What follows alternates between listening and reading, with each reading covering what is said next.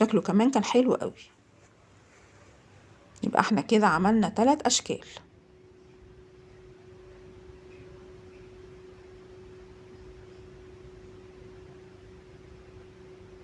هو كيلو دقيق واحد وهتملي البيت ما شاء الله خير.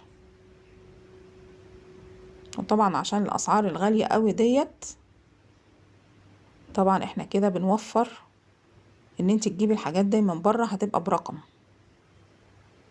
وبألف هنا وشفا مقدما. ما تنسوش لايك وشير واشتراك في القناة.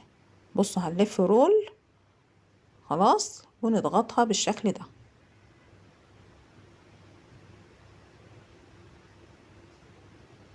وبرضو هرصهم برضو في صينية مدهونة زيت، ولازم يبقى في مسافة ما بين الواحدة والواحدة اهو. بصوا بقى ترصوا ازاي. خلاص هنجيب بقى الطاقية اللي احنا